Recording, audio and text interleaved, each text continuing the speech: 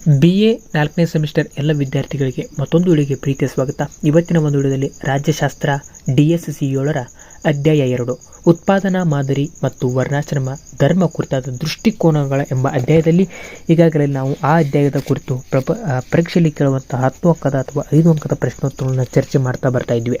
ಇವತ್ತಿನ ಕ್ಲಾಸ್ನಲ್ಲಿ ಮತ್ತೊಂದು ಪ್ರಶ್ನೆಯನ್ನು ಚರ್ಚೆ ಮಾಡೋಣ. ಈ ಪ್ರಶ್ನೆಯನ್ನು ಪರೀಕ್ಷೆಯಲ್ಲಿ 5 ಅಂಕಕ್ಕೆ ಅಥವಾ 10 ಅಂಕಕ್ಕೆ ಕೇಳುವಂತಹ ನಿರೀಕ್ಷೆ ಇರುತ್ತೆ ಅಂತ ಹೇಳುತ್ತಾ, ಆದ್ದರಿಂದ ಸ್ವವಿವರವಾಗಿ ಮತ್ತು ಲಿಖಿತವಾಗಿ ಮೌಖಿಕವಾಗಿ ನಿಮ್ಮ ಮುಂದೆ ತರುವ ಪ್ರಯತ್ನವನ್ನು ನಾವು ಮಾಡ್ತಿದ್ದೀವಿ. ನಮ್ಮ ಈ ಪ್ರಯತ್ನ ಎಷ್ಟಾಗಿದ್ದರೆ ವಿಡಿಯೋಗೊಂದು ಲೈಕ್ ಮಾಡಿ, ಕೊನೆ ತನಕ ನೋಡಿ ಡಿಗ್ರಿ ವಿಡಿಯೋಗಳನ್ನ ಪಡೆಯಲು ತಪ್ಪದೆ ಚಾನಲ್ಗೆ ಸಬ್ಸ್ಕ್ರೈಬ್ ಆಗಿ ಅಂತ ಹೇಳ್ತಾ ಇವತ್ತಿನ ಕ್ಲಾಸ್ನ ಸ್ಟಾರ್ಟ್ ಮಾಡೋಣ. ಬನ್ನಿ, ಇವತ್ತಿನ ಪ್ರಶ್ನೆ ಯಾವುದು ಅಂದರೆ ಪ್ರಶ್ನೆ ನಂಬರ್ 3. ವರ್ಣಾಶ್ರಮ ಧರ್ಮ ಕುರಿತಾದ ಡಾಕ್ಟರ್ ಸರ್ವಪಲ್ಲಿ ರಾಧಾಕೃಷ್ಣನ್ ಅವರ ವಿಚಾರಗಳನ್ನು ಪರಿಶೀಲಿಸಿ. ಈ ಒಂದು ಪ್ರಶ್ನೆಗೆ ಉತ್ತರವನ್ನು ನೋಡೋದಾದರೆ, ಉತ್ತರ 20ನೇ ಶತಮಾನವು ಕಂಡ ಶ್ರೇಷ್ಠ ಭಾರತೀಯ ಚಿಂತಕರಲ್ಲಿ ಡಾಕ್ಟರ್ ಸರ್ವಪಲ್ಲಿ ರಾಧಾಕೃಷ್ಣನ್ ಅವರು ಪ್ರಮುಖರು. ಶಿಕ್ಷಣ ತಜ್ಞರಾಗಿ, ತತ್ವಜ್ಞಾನಿಯಾಗಿ, ರಾಷ್ಟ್ರದ ನಾಯಕರಾಗಿ ಗುರುತಿಸಲ್ಪಡುವ ರಾಧಾಕೃಷ್ಣನ್ ಅತ್ಯಂತ ಪ್ರಭಾವಶಾಲಿ ವ್ಯಕ್ತಿಯಾಗಿದ್ದರು. ವಿದ್ಯಾರ್ಥಿ ದೆಸೆಯಿಂದಲೇ ತತ್ವಶಾಸ್ತ್ರವನ್ನು ಅಧ್ಯಯನ ಮಾಡಿದ ಅವರು ತೌಲನಿಕ ಧರ್ಮ ಮತ್ತು ತತ್ವಶಾಸ್ತ್ರಗಳ ಕ್ಷೇತ್ರದಲ್ಲಿ ಜನಪ್ರಿಯರಾಗಿದ್ದರು. ವೇದಾಂತವನ್ನು ಬಲವಾಗಿ ಪ್ರತಿಪಾದಿಸುತ್ತಿದ್ದ ರಾಧಾಕೃಷ್ಣನ್ ಅದ್ವೈತ ಸಿದ್ಧಾಂತದಡಿ ತಮ್ಮ ವಿಚಾರಗಳನ್ನು ಮಂಡಿಸಿದ್ದರು. ಆಕ್ಸ್ಫರ್ಡ್ನ ಕಾಲೇಜೊಂದರಲ್ಲಿ ನೀಡಿದ ಸರಣಿ ಉಪನ್ಯಾಸದಲ್ಲಿ ಅವರು ಹಿಂದೂ ಜೀವನದ ವಿಧಾನವನ್ನು ಮಂಡಿಸಿ ಪ್ರಶಂಸೆ ಪಡೆದಿದ್ದರು. ಪರಿಪೂರ್ಣ ಜ್ಞಾನವಿಲ್ಲದೆ ಹಿಂದೂ ಸಂಸ್ಕೃತಿಯನ್ನು ವಿಮರ್ಶಿಸುವ ಪಾಶ್ಚಿಮಾತ್ಯರ ಧೋರಣೆಯನ್ನು ಖಂಡಿಸುತ್ತಿದ್ದ ಇವರು ಹಿಂದೂ ಪರಂಪರೆಯ ರಕ್ಷಣೆಗೆ ಶ್ರಮಿಸಿದ್ದರು. ಪ್ರಾಚೀನ ಭಾರತದ ಹಿಂದೂ ಧರ್ಮದಲ್ಲಿನ ಮೌಲ್ಯಗಳು ಆಧುನಿಕ ಜಗತ್ತು ಎದುರಿಸುತ್ತಿರುವ ಹಲವು ಸಮಸ್ಯೆಗಳಿಗೆ ಪರಿಹಾರವನ್ನು ಒದಗಿಸಬಲ್ಲದು ಎಂಬುದು ರಾಧಾಕೃಷ್ಣನ್ ಅವರ ನಿಲುವಾಗಿತ್ತು.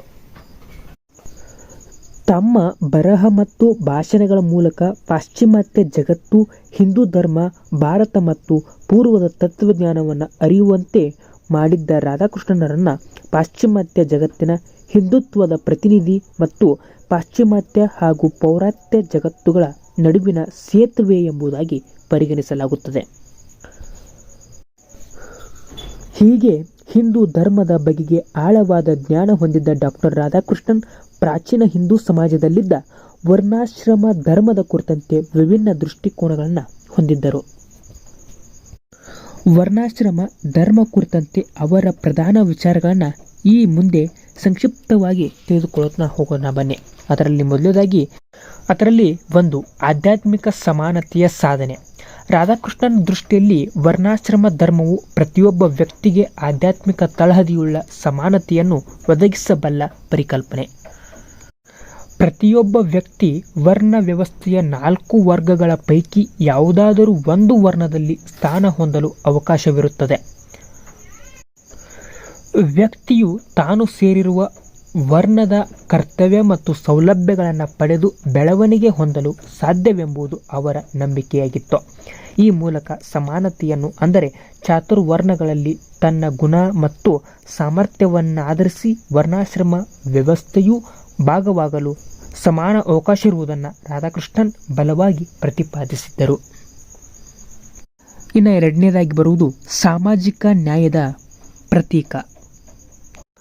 ರಾಧಾಕೃಷ್ಣನ್ ದೃಷ್ಟಿಯಲ್ಲಿ ವರ್ಣಾಶ್ರಮ ಧರ್ಮವು ಸಾಮಾಜಿಕ ನ್ಯಾಯವನ್ನು ಸಹಕಾರಗೊಳಿಸುವ ವ್ಯವಸ್ಥೆ. ಸಮಾಜದಲ್ಲಿ 4 ಶ್ರೇಣಾತ್ಮಕ ವರ್ಗಗಳನ್ನು ಹೊಂದಲು ಅವಕಾಶ ಕಲ್ಪಿಸಿರುವ ವರ್ಣಾಶ್ರಮವು ಆಯಾ ವರ್ಣದ ಸಾಮರ್ಥ್ಯಾನುಸಾರ ಕರ್ತವ್ಯ ಮತ್ತು ಅಧಿಕಾರಗಳನ್ನು ಹಂಚಿದೆ. ಯಾವುದೇ ವರ್ಗವನ್ನು ಕಡೆಗಣಿಸದೆ ಪ್ರತಿಯೊಂದು ವರ್ಣಕ್ಕೆ ಅವರವರ ಶ್ರೇಣಿಯನ್ವಯ ಅವಕಾಶಗಳನ್ನು ಕಲ್ಪಿಸಬಹುದಾಗಿದೆ. ಯಾವುದೇ ವರ್ಣವನ್ನು ಬೆಂಬಲಿಸುವ ಅಥವಾ ನಿರ್ಲಕ್ಷಿಸುವ ಪ್ರಯತ್ನಿಸದೆ ಸಮಾನಾವಕಾಶವನ್ನು ಸಮಾಜದ ಎಲ್ಲ ವರ್ಗಗಳಿಗೆ ದಯಪಾಲಿಸಿರುವುದು ಸಾಮಾಜಿಕ ನ್ಯಾಯವನ್ನು ಪ್ರತಿನಿಧಿಸುವ ಅಂಶವೆಂಬುದು ರಾಧಾಕೃಷ್ಣನ್ ಅವರ ವಿಚಾರವಾಗಿತ್ತು.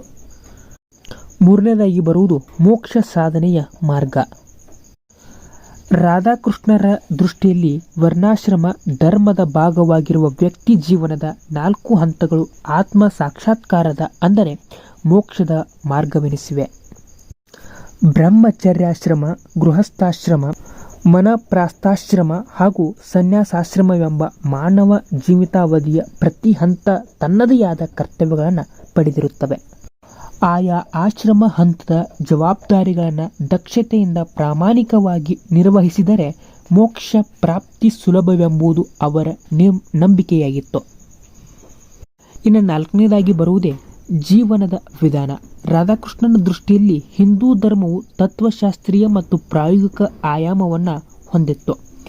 ಪ್ರಾಯೋಗಿಕ ಆಯಾಮದಲ್ಲಿ ವ್ಯಕ್ತಿಯ ಸಾಮಾಜಿಕ ಮತ್ತು ವೈಯಕ್ತಿಕ ಜೀವನದ ವಿಧಾನವಾಗಿದ್ದ ವರ್ಣಾಶ್ರಮ ಧರ್ಮವನ್ನು ರಾಧಾಕೃಷ್ಣನ್ ಪ್ರತಿಪಾದಿಸಿದರು.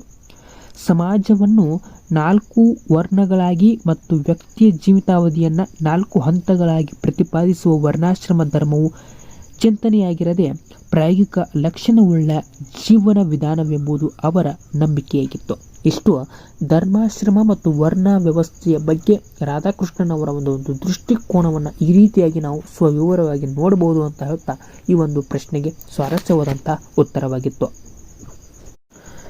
ಎಂಬುದು ಇಷ್ಟು. ಈ ಅಧ್ಯಾಯಕ್ಕೆ ಸಂಬಂಧಿಸಿದಂತಹ ಅಷ್ಟು ಅಧ್ಯಾಯಗಳನ್ನು ಒಂದೊಂದೇ ಪ್ರಶ್ನೆಯನ್ನು ಒಂದೊಂದೇ ಕ್ಲಾಸಲ್ಲಿ ಚರ್ಚೆ ಮಾಡುತ್ತಾ ಸ್ವವಿವರವಾಗಿ ಡಿಸ್ಕಷನ್ ಮಾಡಲಾಗಿದೆ ಅಂತ ಹೇಳ್ತಾ ಈ ಒಂದು ನಮ್ಮ ಪ್ರಯತ್ನ ಇಷ್ಟ ಆಗ್ತಿದ್ರೆ ವಿಡಿಯೋ ಒಂದು ಲೈಕ್ ಮಾಡಿ, ನೀವು ಯಾವ ರೀತಿ ಇತ್ತು ಅನ್ನೋದನ್ನು ಕ್ಲಾಸನ್ನು ತಪ್ಪದೆ ಕಮೆಂಟ್ ಬಾಕ್ಸಲ್ಲಿ ಕಮೆಂಟ್ ಮಾಡಿ ಅಂತ ಹೇಳ್ತಾ ಇವತ್ತಿನ ಒಂದು ವಿಡಿಯೋಗೆ ವಿರಾಮವನ್ನು ಕೋರ್ತಿದ್ದೇನೆ.